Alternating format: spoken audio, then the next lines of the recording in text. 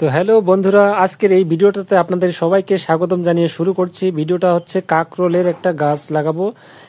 এটা হচ্ছে বুনো কাকরোলের গাছ। আর এইখানে কিন্তু একটা বিষয় আপনাদেরকে বলে রাখি, ফেসবুকে এটার একটা ভিডিও ছাড়ছিলাম, সেটাতে 3 মিলিয়ন মানুষ কিন্তু দেখছিল ভিডিওটা। তো সেখান থেকে কিন্তু আমাকে অনেকেই রেসপন্স করছে যে তারা এই ধরনের এই চারাটা চাচ্ছে আর কি, যে কাকরোলের চারাগুলো চাচ্ছে। তো আমি বিশেষ করে এই ভিডিওটা তৈরি করব অনেকদিন থেকে ভাবতেছি। তো আজকে কিন্তু এই ভিডিওটা তৈরি করার সময় চলে এসেছে বন্ধুরা।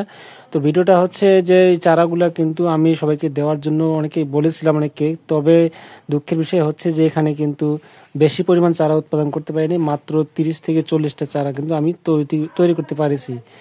তো এখন কথা হলো, এই যে তৈরি করা চারাগুলা কিন্তু সবাইকে দেওয়া তো পসিবল না। এই কারণে কিন্তু বাড়ির আশপাশে যে কোনো জায়গাতে লাগায় রাখতেছি, যেন এগুলো পরবর্তীতে তাদেরকে দেওয়া যায়। তো এইগুলা কিন্তু আসলে একটা বিষয় হচ্ছে খুবই সুবিধাজনক, সেটা হচ্ছে মানে করেন যে আপনার কোনো রকমের পরিচর্যা ছাড়াই কিন্তু এগুলা কিন্তু মানে যে কোনো জায়গাতে রাখলেই হলো। বড় যে কোনো জঙ্গল অথবা গাছের মধ্যে লাগাবেন, তাহলেই কিন্তু হয়ে যাবে, ঠিক আছে। আর খেতে কিন্তু খুবই সুস্বাদু। এটা হচ্ছে ভাজি খেতে খুব ভালো লাগে। তো যারা খাইছেন তারা অবশ্যই জানেন, আর যারা খাননি তারা তো বলতে পারবেন না।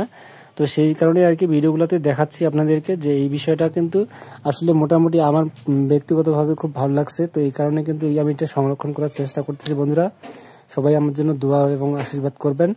আমি এটাকে মানে এবছর আর কি মোটামুটি আমার জায়গাগুলোতে লাগানোর পরে আমি সবাইকে দেওয়ার চেষ্টা করতেছি, যদি এটা ভালো হয় আর কি রেজাল্ট।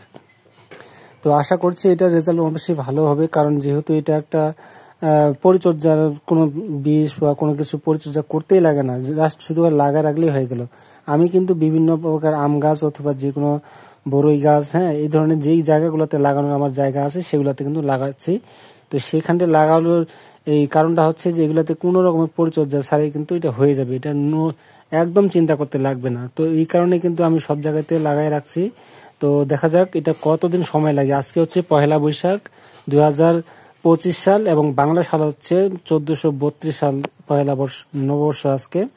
তো সবাইকে নববর্ষের শুভেচ্ছা জানাচ্ছি। আর ভিডিওটা সবাই দেখলে আপনারা বুঝতে পারবেন, এটা কিন্তু আমি আপডেট আপনাদের দেখাবো কতদিন সময় লাগতেছে আর কি এই চারাটা তৈরি হইতে। মানে চারা তো তৈরি হয়ে গেছে, কিন্তু এটার মানে ফল তৈরি হইতে কতদিন সময় লাগতেছে। তো মোটামুটি 3 মাসের মতো আইডিয়া করতেছি আমি, যে 3 মাসের মধ্যে হয় মানে এটা কিন্তু ফল আমরা পাইতে পারি। তবে দেখা যাক কতদিন সময় লাগে। আমি কিন্তু আপনাদেরকে এই বিষয়টা দেখাইতাম না যে এটা একটা সাধারণ একটা বুনো কাকরোলের গাছ, যেহেতু এটা আসলে পাওয়া যাচ্ছে না, কোথাও পাওয়া যাচ্ছে না। আমি গতবার এক জায়গা থেকে সংগ্রহ করে আনে আমি লাগাইছিলাম, প্লাস যেই ফলটা আমি কিনে আনছিলাম বাজার থেকে সবজি হিসেবে খাওয়ার জন্য, সেই ফলটা ছিল পরিপক্ক, ওই জন্য আর কি এটার বীজগুলো ভালো ছিল, বিধায় কিন্তু এগুলো অঙ্কুরিত হয়েছে, প্লাস এটা আমি লাগাইছি। তো ওই জন্য আর কি অনেকেই দেখছে ভিডিওটা, আমি ফেসবুকে দিয়েছি বিধায়, সেই কারণে অনেকে আমার কাছে চারাগুলো চাইছে যে ভাই একটা চারা দেওয়া যাবে কিনা। তো আমি আসলে এটা চারা দিব সবাইকে। তো তার তো দেখতেই পাচ্ছেন এখানে লতি কচুও কিন্তু আমি চাষ করে থাকি। আর যারা ভিডিওগুলো আমার নিয়মিত দেখতেছেন সবাই একটু সাপোর্ট করবেন গরিব কৃষক হিসাবে।